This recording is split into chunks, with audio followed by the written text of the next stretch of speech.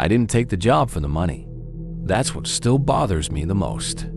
I was 24, freshly moved to a new city after dropping out of college, trying to convince myself that starting over meant something. I'd been crashing on a coworker's couch for weeks, scrolling through local listings late at night, half asleep, half desperate. That's when I saw it. The ad was short, almost lazy.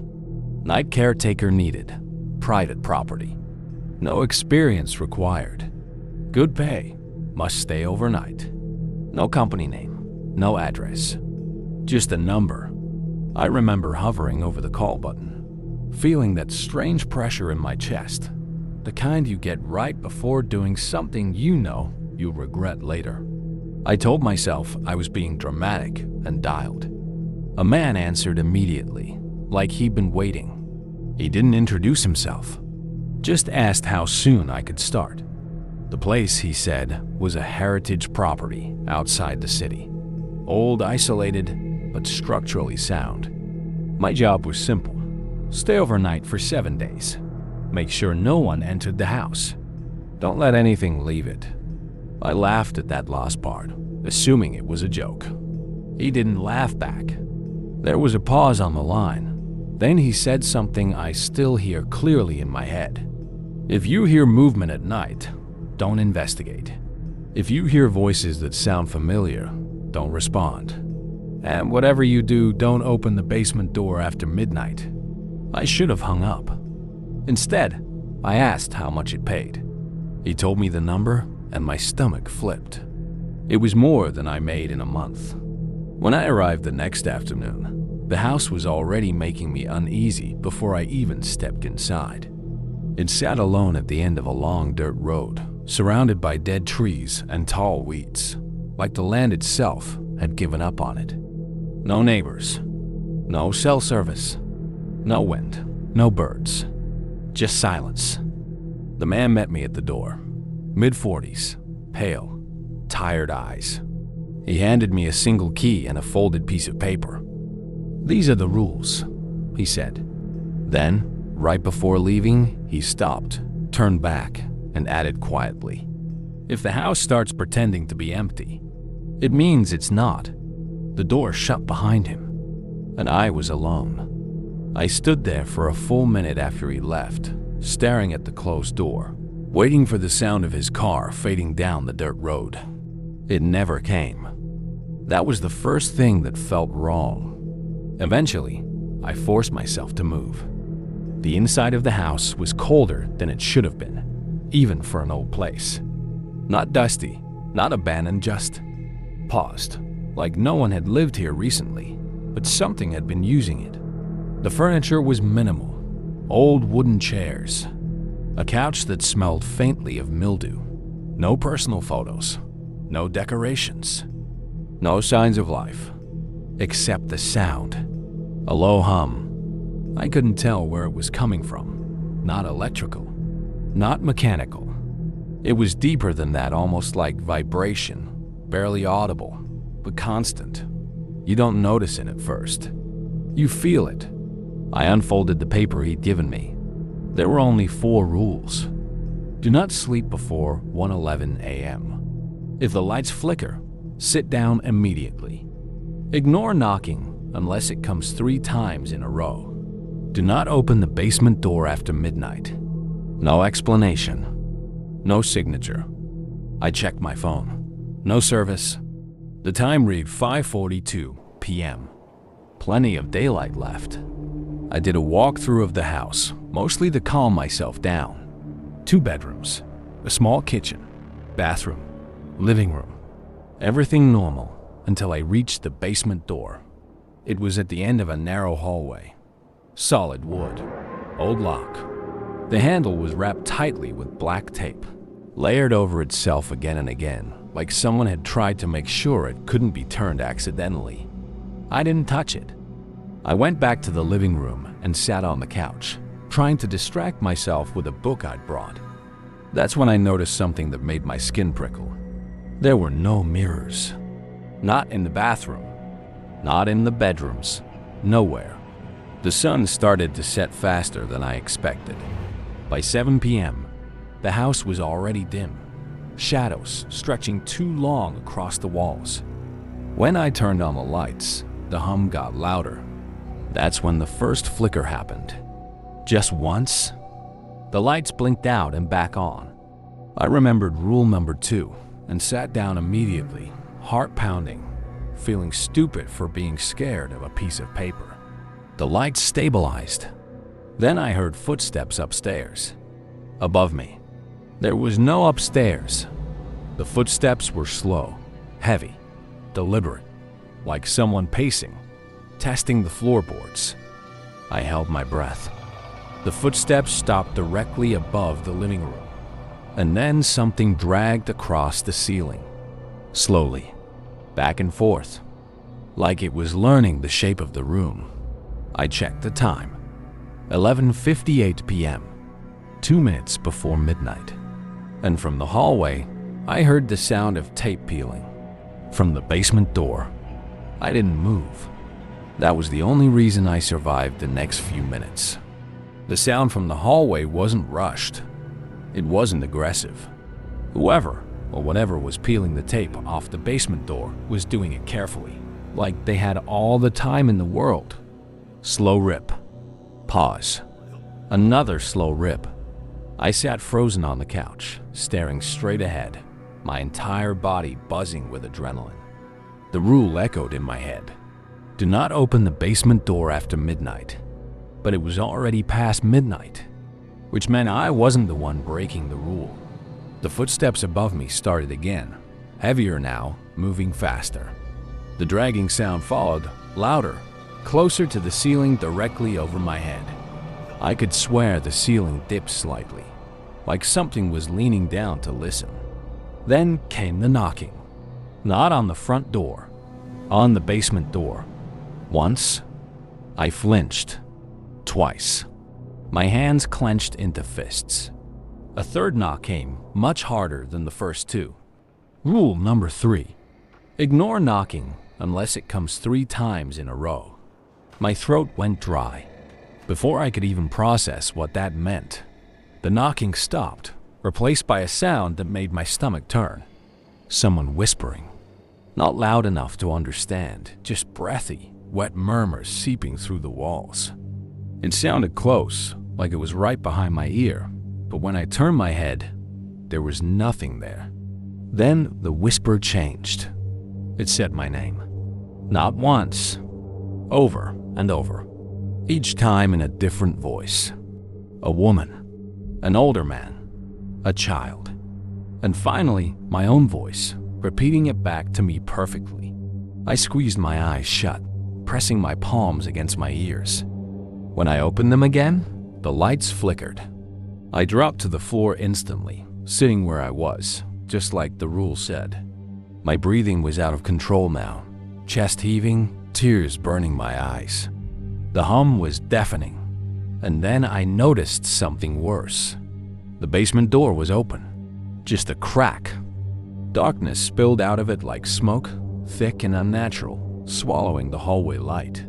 From inside, I could hear movement, multiple sets of limbs shifting against concrete, joints popping the wrong way. Something heavy slid up to the gap, and a single eye opened in the darkness. Too large, too still, unblinking. It stared directly at me.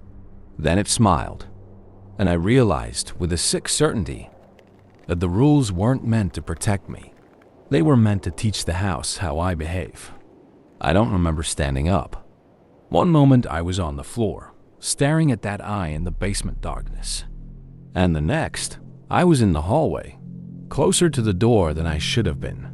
That terrified me more than the thing itself. My legs felt numb, like they weren't fully mine anymore. The hum had changed, no longer steady, but rhythmic, almost like breathing. The eye blinked once, slow and deliberate, as if pleased I'd moved. Then the basement door creaked wider on its own. I stumbled back, nearly slipping on the wooden floor, my back hitting the wall hard enough to knock the air out of me. That's when I noticed the smell. Metallic, damp, old. The smell of a place that had been sealed too long. From inside the basement, something shifted again, and a hand slid into the light. It was human-shaped.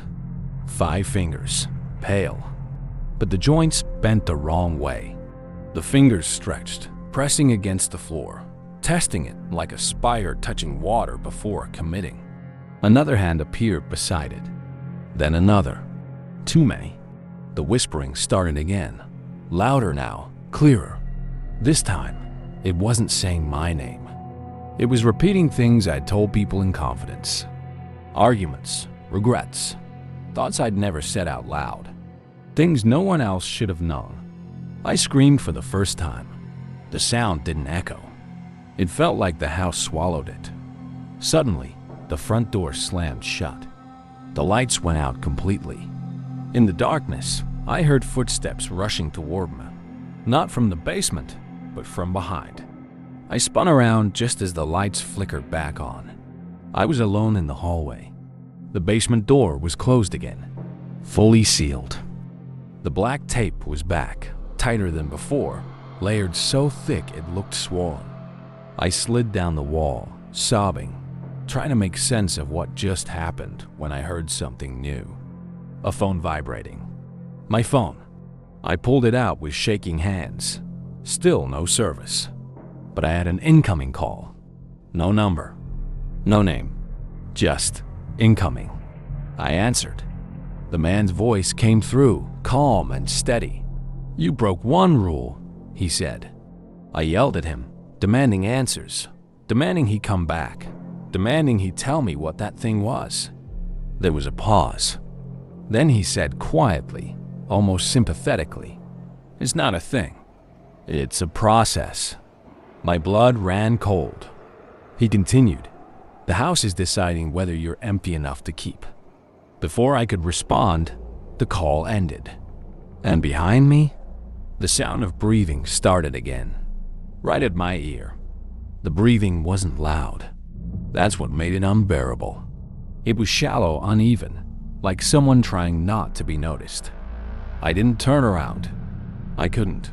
Every instinct in my body screamed that if I acknowledged it, even for a second, it would be allowed to exist more fully. So I stayed still. The breathing matched mine. When I inhaled, it inhaled.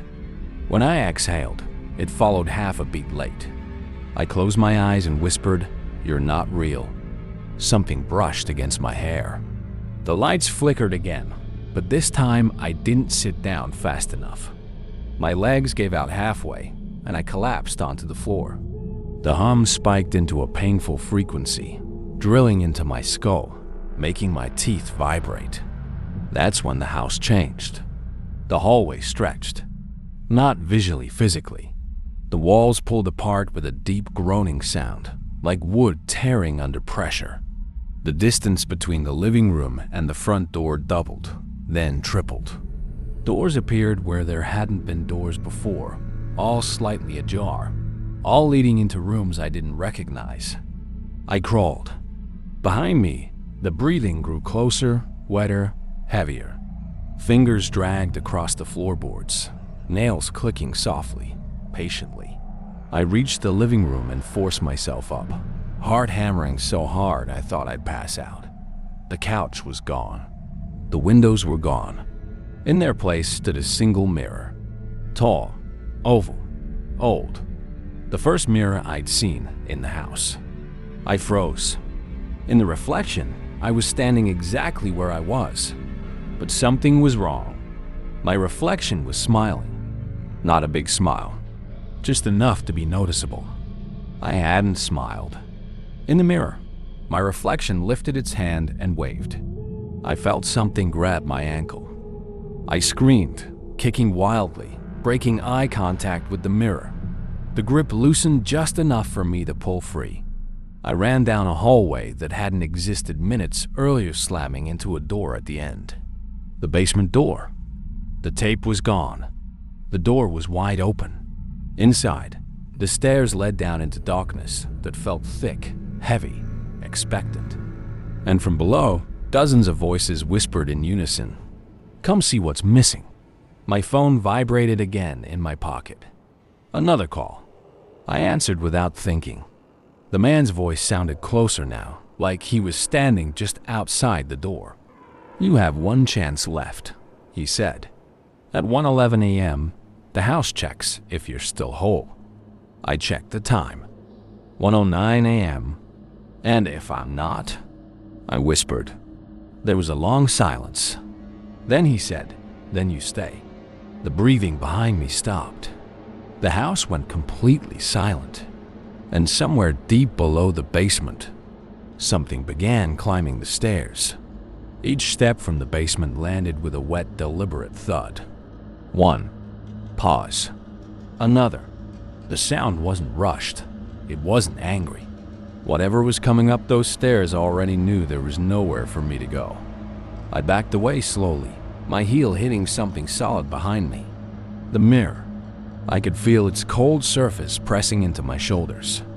I didn't look at it, but I knew that my reflection was still smiling. The whispers from the basement stopped all at once. Silence swallowed the house. Then the thing appeared at the top of the stairs. It was tall, but wrong. Its body looked assembled rather than grown limbs slightly mismatched. Skin stretched too thin in places and folded too thick in others. Its face kept changing. Every few seconds, the features shifted, cycling through expressions I recognized. My mother, my best friend, me. It opened its mouth, and the man's voice came out. "Time," it said. My phone vibrated violently in my hand. The screen lit up on its own. 1:11 a.m.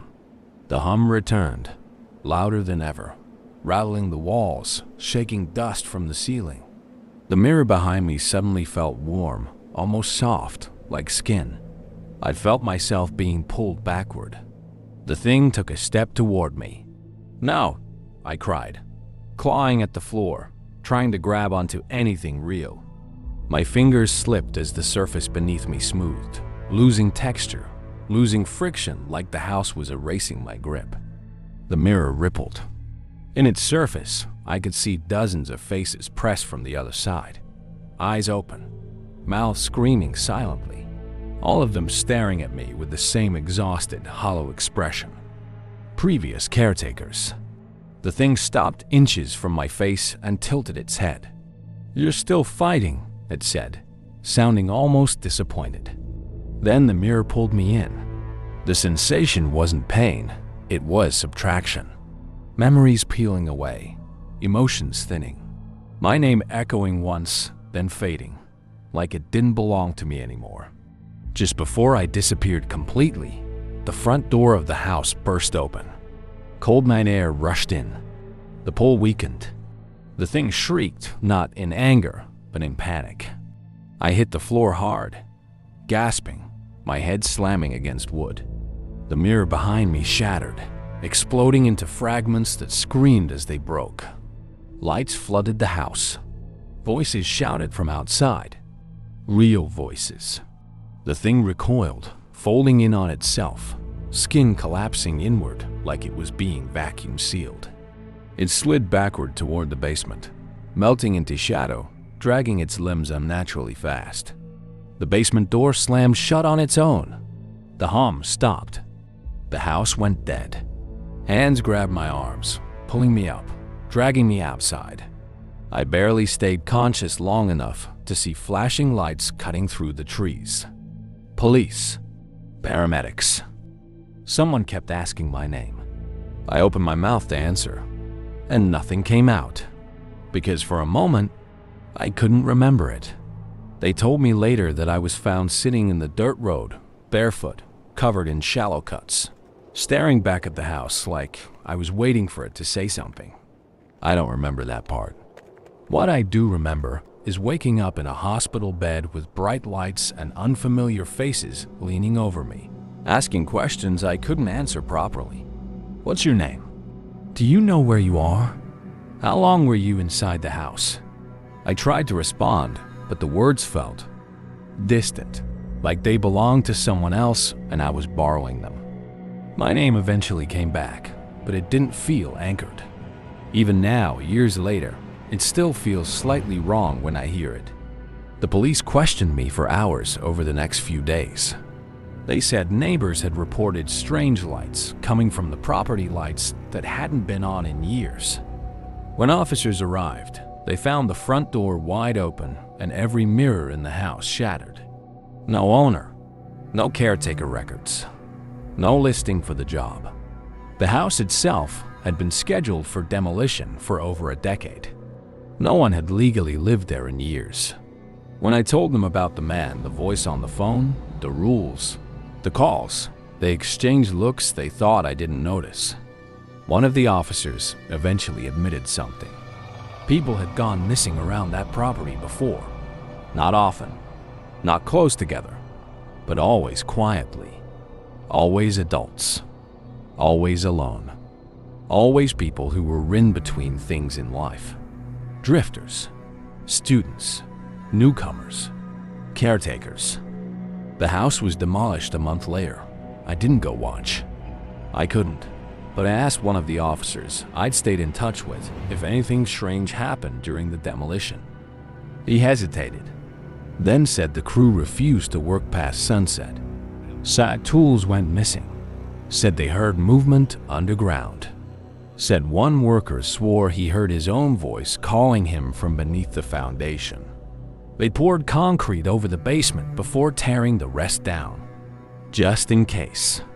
I moved cities after that, changed jobs, cut contact with a lot of people. I sleep with lights on now. I avoid mirrors at night. I don't answer calls from unknown numbers. And sometimes, very rarely, I wake up at exactly 1:11 a.m. with the feeling that something is checking on me. Like it didn't lose. Like it just let me go. Because every once in a while, when I catch my reflection off guard, it smiles a second too early. And for a brief, horrifying moment, I feel empty enough that I'm afraid it might come back to finish the process. I should have stayed home that night. I was 26, working as a security patrol driver for a small city outside the mountains. My job was mostly uneventful, driving the same roads, checking empty lots, occasionally breaking up teenagers sneaking into abandoned warehouses. But something about winter made the streets feel different. The cold was quiet, the snow swallowing every sound. Driving alone at night, you start noticing things you'd normally ignore. That night started like any other. My patrol shift began at 10 p.m. Snow had started lightly, then quickly thickened into a blizzard. I checked my route, started the patrol SUV, and made my way toward the older part of town, the edge of the city where the streets were narrow. Houses spaced far apart, and most of the streetlights flickered from age. About an hour in, I noticed a car parked at the side of the road. At first, I assumed it was stuck, or maybe someone had taken a wrong turn in the store.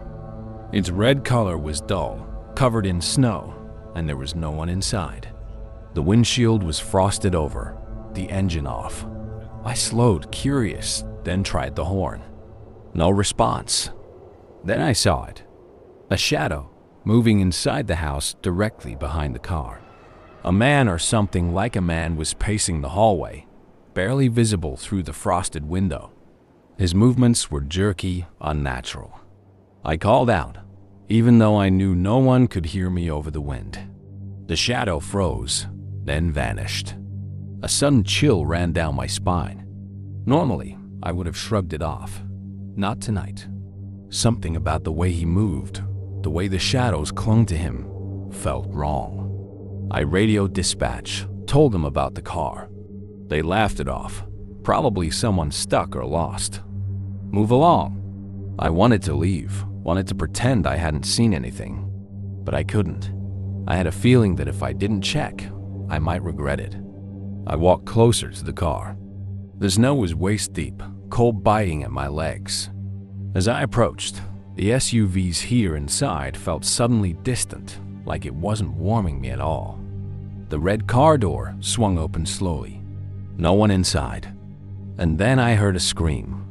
It was faint, coming from the house behind it. High-pitched, desperate, muffled by the snowstorm.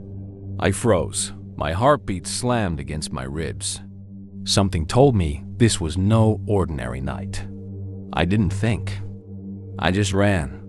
The snow burned my lungs as I sprinted toward the house. The screams were louder now, echoing weirdly against the walls, twisting as if the wind itself was warping them. The front door hung wide open, swaying slightly, creaking with every gust. My hand shook as I pushed it further, stepping into the dark hallway. Inside, the house smelled wrong. Not like a normal house, like something had been decaying for weeks, but no one had cleaned it. A metallic tang mixed with wet wood. Every step I took echoed unnaturally, like the floor was amplifying my presence, announcing me to whatever was inside. I followed the screams upstairs. Each floorboard groaned under my weight. When I reached the top of the stairs, I saw him. The man. He was thin, almost skeletal, hair greasy and hanging in his face. Eyes wide and wild, but completely black. No whites. He was slamming his shoulder against a bedroom door, over and over with a strength that didn't seem human. Each crash made my teeth rattle. I shouted, "Hey, stop!" He froze for a second, head tilting like a predator listening. Then he kept going. I realized with horror that the person inside the room was screaming for help, definitely not pretending. I glanced around. The hallway was narrow. There was nowhere to go except closer, and I could see something shiny in his pocket, a knife, half hidden under his coat. My stomach dropped. I lunged, not smart. I grabbed his arm, trying to pull him back. He fought me effortlessly at first, muscles tight under bone. I felt my fingers scrape against something hard and cold. Another step closer to the door, and I realized the handle was scratched, bent from previous attempts. The screams grew louder. My ears rang. Every instinct screamed at me to get help, but my phone was in the patrol SUV, out there in the storm. And I knew if I left, the woman inside wouldn't survive. Finally, with a combination of adrenaline and sheer luck, I managed to shove him backward. He stumbled, eyes locking on mine. His face was a mask of rage, but also something else. Panic? Confusion? It didn't matter. I had a split second to act. I kicked the knife away, and it skittered across the floor, vanishing under the snow boots left by the woman inside. I held him down, chest pressed against his, wrestling him to the floor. The storm outside roared as if cheering the struggle on. And then I realized the screams had stopped. The house was silent, except for a slow, dragging sound behind me. The dragging sound came from the bedroom door. I didn't want to look, but instinct forced me to. The handle rattled, then slowly turned as if something or someone was on the other side. My heart slammed against my chest. The man beneath me struggled weakly, but his eyes stayed fixed on the door, wide with terror. Then I saw it. A shadow, bigger than any human, stretched across the floor behind the door. It moved with a fluid, unnatural motion, like it wasn't bound by hinges or gravity. One moment it was to the left, the next it was slithering along the wall, following the lines of the floorboards. It made no sound, except the soft scraping that grew louder as it crept closer. I yanked the man toward me, pinning him against the wall, but my grip felt useless. His body was lighter than it should have been, almost like he wasn't fully there. A cold sweat ran down my back. The shadow paused for a moment at the threshold of the bedroom, then retreated slightly, revealing the woman inside. Her face was pale, eyes wide, frozen in terror. She didn't move. She couldn't. The air felt thick, like I was breathing through water. I whispered, "It's okay. I've got him." The man laughed. Not loudly, but enough to make my stomach drop. It wasn't human laughter. It was hollow, echoing, as if the sound came from inside his chest rather than his throat. "I told you," he hissed. voice trembling with anger and fear at the same time. "You shouldn't have come." Before I could respond, the shadow shifted again. This time, it wasn't just behind the door, it was moving along the ceiling. Slow, deliberate. Each step pressed the boards down as if testing weight, testing me. The room grew colder. My breath steamed in front of my face. I realized I hadn't noticed the snowstorm outside at all. It had fallen silent. The wind had stopped. The only sound was the dragging, scraping, breathing presence in the ceiling above me. I glanced at the knife. It had somehow slid back under the doorway. I reached for it, hand shaking, and just as my fingers closed around the hilt, the shadow leapt. Not at man, at the man. He screamed as if the shadow had reached inside him, pulling him apart from the inside out. I stumbled backward, letting him fall. His body hit the floor in a wet, hollow thud that shouldn't have been possible. And then, he was gone. The shadow lingered, hanging in the room, watching, waiting. The woman didn't move. She just stared at me, eyes unblinking, frozen like a deer in headlights. I realized something horrifying. Whatever this was, it didn't just want him. It wanted me too. I grabbed the woman's hand, trying to pull her toward the stairs. My heart was pounding so hard, I thought I'd hear it in my ears. But the shadow didn't move. Not at first. It just watched. Then, slowly, it began creeping toward us, gliding along the walls like liquid. It made no sound except a low, wet scraping, like fingernails against wood. Each inch it advanced made the air heavier, harder to breathe. The woman whispered something, barely audible. He always comes back. I froze. The words hit me like a punch. Comes back? What did she mean? Then I noticed something that made my stomach turn. The walls of the hallway weren't solid anymore. They were shifting, rippling, stretching. 1 second, the door to the living room was 10 feet away. The next, 20. The shadow moved faster now, its form stretching until it almost filled the hallway. I could see faces inside it. Hundreds of them, twisted and silent, all pressed against the darkness as if trapped in some impossible void. They weren't human, not entirely, but they had one spin. The woman screamed, pulling me down to the floor. "Don't look! Don't look!"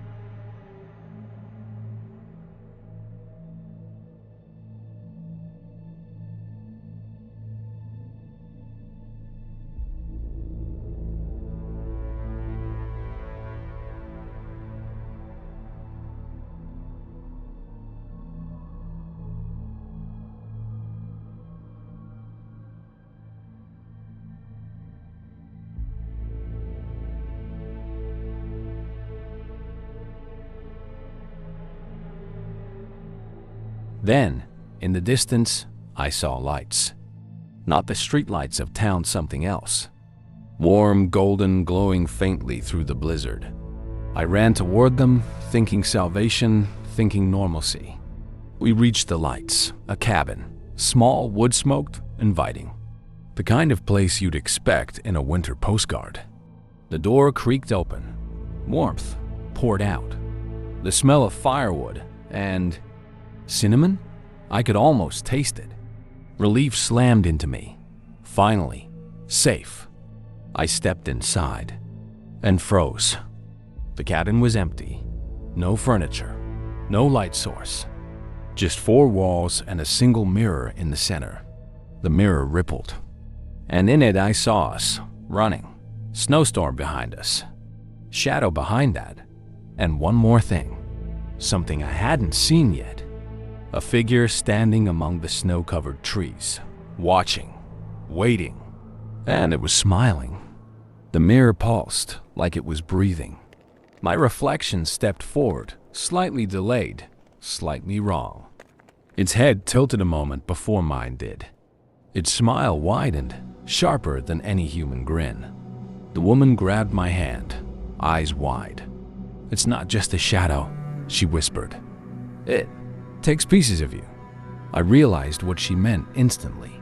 Every memory, every regret, every small fear I'd had that night, it was in the shadow, feeding it, making it stronger. And now, looking into the mirror, I could see parts of me missing. My reflection's eyes were darker than mine, my hands thinner, almost skeletal. Then the cabin shifted. Walls stretched upward, ceiling disappeared. Snow poured in from nowhere, covering the floor in moments.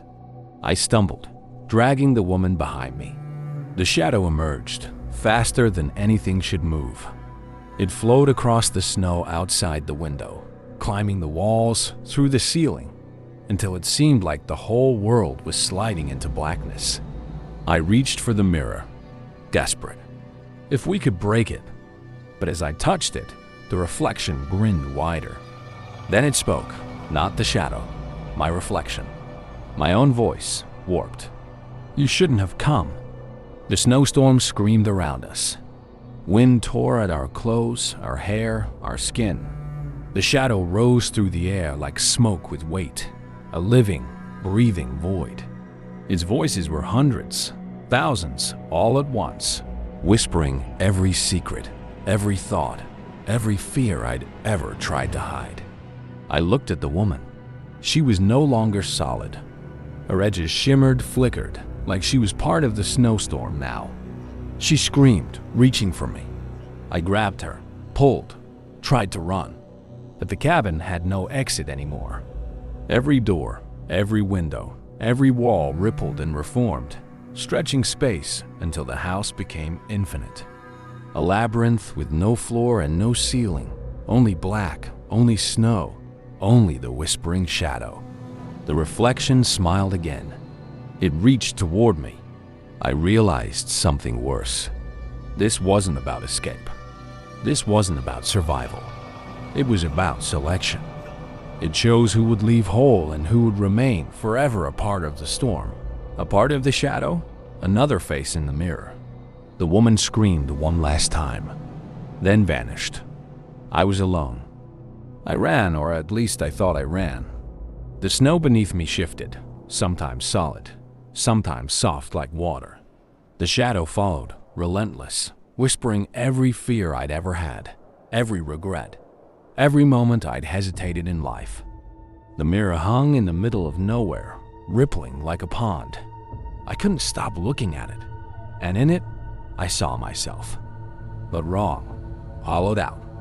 My eyes were black, my skin stretched thin, my grin wide, cruel, unnatural. I screamed, but the sound didn't carry. It disappeared before it reached the snow. The storm around me wasn't snow anymore, it was hands. Hundreds of shadowy hands clawing at the sky, the earth reaching for me, shaping the darkness, dragging me toward the mirror.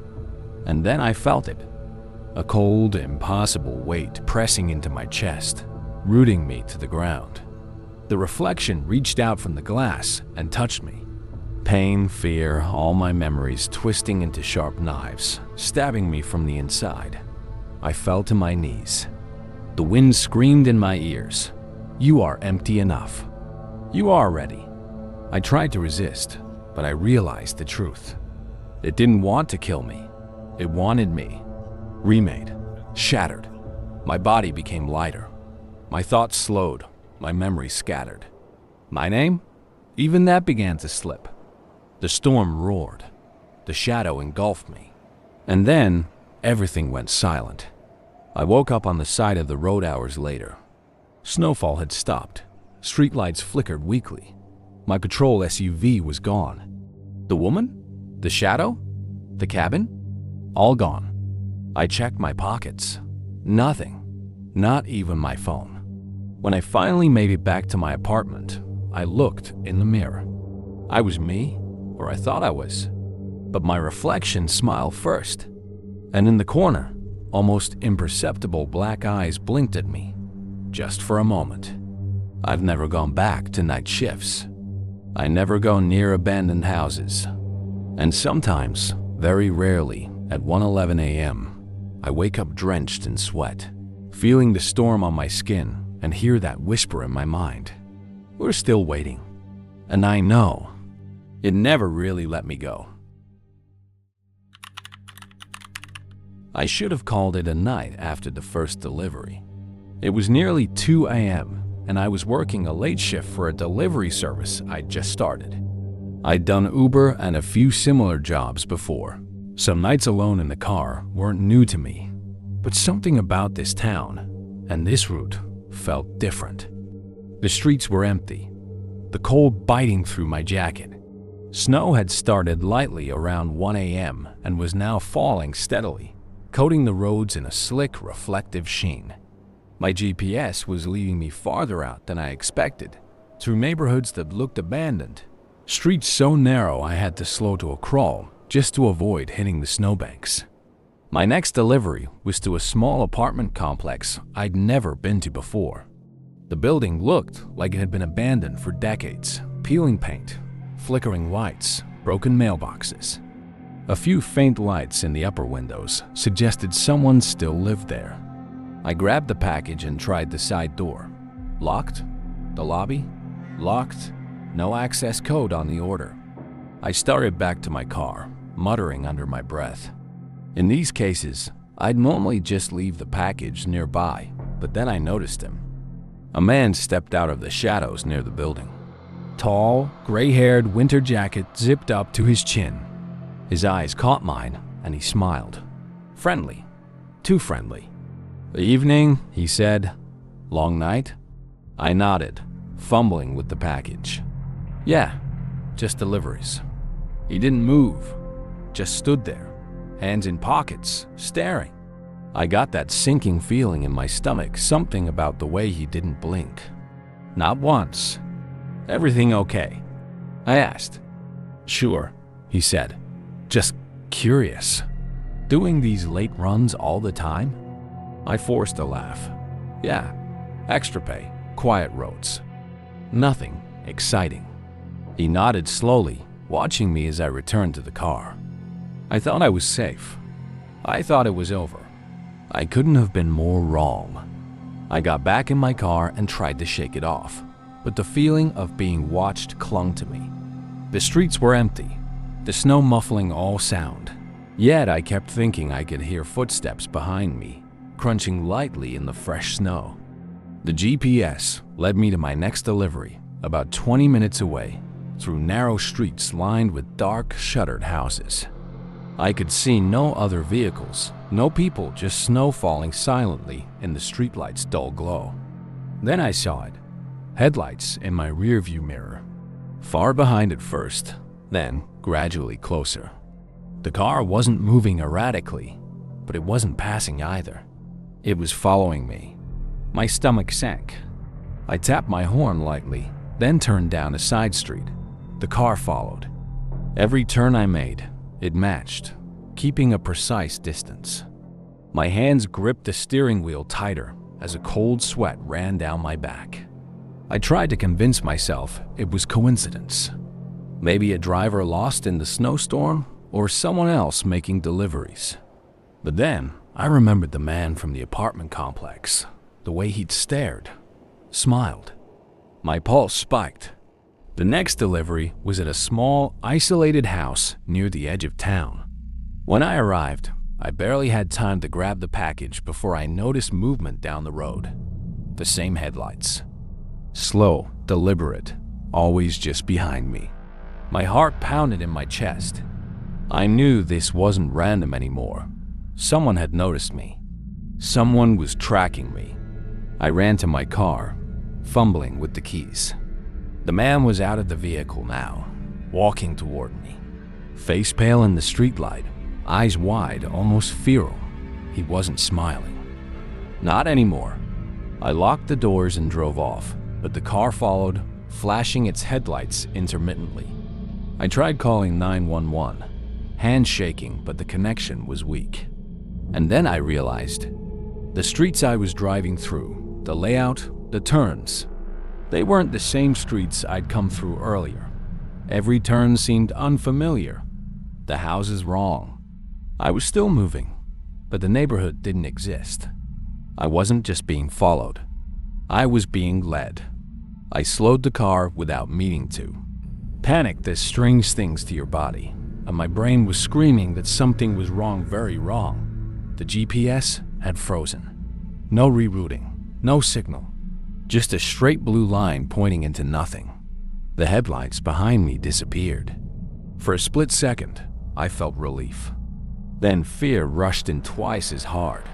The silence was unbearable. No engine noise behind me. No movement. Just my own breath fogging the windshield. I pulled over near what looked like a cul-de-sac, snow piled high at the edges. Every house was dark. No porch lights. No cars in driveways. I told myself to turn around, but when I shifted into reverse, my backup camera showed nothing but darkness. No street, no houses. Just black. That's when I heard a knock. 3 slow taps on my rear window. I froze. My hands refused to move. The knock came again, closer this time on the driver's side window. I didn't look. I couldn't. My chest felt tight, like something was sitting on it. A voice spoke softly through the glass. "You missed a delivery." It was the same man's voice, calm, patient, like he'd been waiting for this moment. "I know you're tired," he continued. "You always stop here." I shook my head, whispering no to myself. I'd never been here before. I was sure of it. Yet something deep in my gut told me he was telling the truth. I finally turned my head. He was standing inches from my window, eyes wide, face unnaturally still.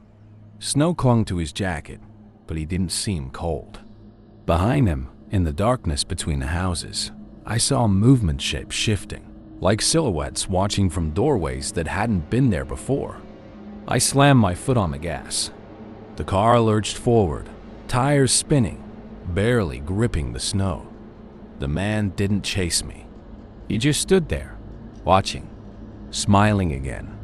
As I sped away, my phone buzzed. A new delivery notification appeared. Same address, same time. Status, final attempt. And beneath it, one line that made my blood run cold. Driver has been here before. I didn't stop. I drove as fast as the icy roads would allow, weaving through streets that looked familiar, but somehow wrong. Streetlights flickered unevenly, casting long shadows that moved against the wind. Houses appeared and disappeared as I turned corners, like the town itself was rearranging itself around me. The phone buzzed again. Another delivery notification. Same address, same apartment complex from earlier. My stomach dropped. I hadn't even thought to check the apartment complex.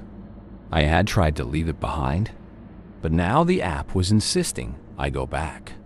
I called 911 again. The line was static-filled. The operator's voice came through distorted. "Stay calm. Stay on the main road." Static. Silence. I looked in the rearview mirror. The headlights were there. Always there. Following. Always keeping pace. And then, out of nowhere, more cars appeared. 4, 5, all blacked out sedans, moving in perfect formation behind me, but no one inside seemed visible. "Oving, in perfect formation, Beville. But no one in perfect formation behind me, but no one inside seemed visible. I turned sharply onto a side street, hoping to lose them. The buildings here looked abandoned, covered in graffiti, broken windows. But each time I glanced in the rearview mirror, the cars were closer, closing in faster than possible. And then I saw him, the man from the apartment complex, walking calmly in the middle of the street, not running, not chasing, just walking, like he owned the road. Snowflakes fell across his face, but his eyes never blinked, and behind him, the shadows of more figures standing in doorways, along fences, frozen yet moving ever so slightly, shifting just enough to be seen out of the corner of my eye. I hit the brakes and swerved. Tires skidded on the ice. One of the black cars stopped behind me, engine idling. A faint outline of a hand pressed against the windshield. Too large, too thin, fingers stretched inhumanly long. The notification on my phone blinked again. Final attempt. And below it, do not run. We know where you are. Panic clawed at me. I had nowhere to go. The streets were a maze. The lights, the houses, even the snow, they weren't real anymore. They were traps. And I realized with a sickening certainty that the man and whatever he had brought with him had been planning this night from the moment I entered that apartment complex. I wasn't delivering packages anymore. I was delivering myself. My car suddenly stalled. No warning lights, no sputtering engine, just dead silence in the middle of the road. I tried turning the key again and again, panic making my hands clumsy. Nothing. The dashboard lights flickered once, then went dark. Outside, the snowfall stopped completely, like someone had pressed pause on the world. The black cars behind me shut off their headlights in unison. I was sitting in total darkness. Then my phone lit up. The delivery app opened on its own. No notifications this time, just a map. My location pulsed in red. Around it, dozens of other red dots appeared, slowly moving toward me from every direction. A message appeared beneath the map. You're early. I heard footsteps outside my car, not rushed, not heavy, calm, confident. They circled me, crunching softly in the snow that hadn't moved moments ago. I stayed perfectly still, barely breathing. A knock echoed from the passenger side window, then another from the rear, then one directly above me on the roof. My chest tightened as fingers slowly dragged across the glass, leaving streaks of condensation, like something warm was touching the cold surface. I didn't want to look, but my eyes betrayed me. Faces stared back from the windows. Faces stared back from the windows. Faces stared back from the window. Not human. Not fully. Their skin looked stretched, eyes sunken too deep, mouths frozen in half smiles that didn't belong on a living face.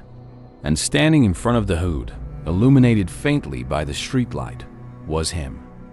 The man raised his hand and tapped twice on the windshield. You always try to leave, he said gently, but everyone finishes their route. My phone buzzed again. Delivery confirmed. Recipient, you. The car doors unlocked themselves. The doors didn't open all at once. First, the rear passenger door clicked. Then the front. Slow, deliberate, like something wanted me to understand there was no rush anymore. I screamed and slammed the lock button, but it didn't respond. The dashboard stayed dead, except for the radio, which crackled to life on its own. Static, then voices. Not music, not a station. It was recordings, dispatch calls, emergency calls, whispers layered on top of each other. I can see him following me. My car won't start. There's someone outside, please. Every voice cut off mid-sentence. The man outside leaned closer to the windshield. His breath fogged the glass, though it wasn't cold anymore. It felt humid, rotting. You're not the first overnight driver, he said calmly. Just the first one who noticed. Hands reached inside the car. They didn't grab me right away. They brushed my jacket, my hair, my neck, curious, testing, like I was merchandise being inspected before acceptance. I bolted forward, slamming my shoulder into the steering wheel, clawing my way toward the driver's door. I felt fingers wrap around my ankle and yank hard. Pain shot up my leg as my head slammed into the doorframe. My vision exploded with white stars.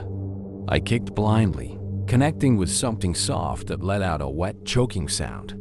The grip loosened. I fell out of the car into the snow, except it wasn't snow anymore. It was warm, sticky. It clung to my hands and clothes like half-melted flesh. I crawled. I didn't know where. I just moved. Behind me, the man sighed. "You're making this difficult." A blinding light suddenly cut through the darkness. Headlights. Real ones. I heard shouting. Human shouting. Someone yelling my name, my actual name. I didn't remember giving it to anyone. The shadows recoiled. The faces vanished into the dark like they'd never been there at all.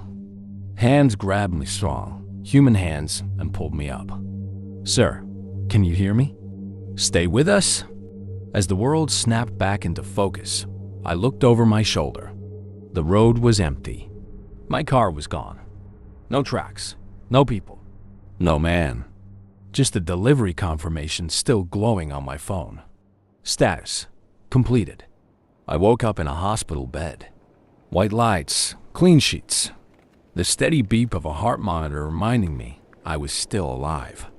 A police officer sat in a chair near the door, arms crossed, watching me like he was afraid I might disappear if he blinked.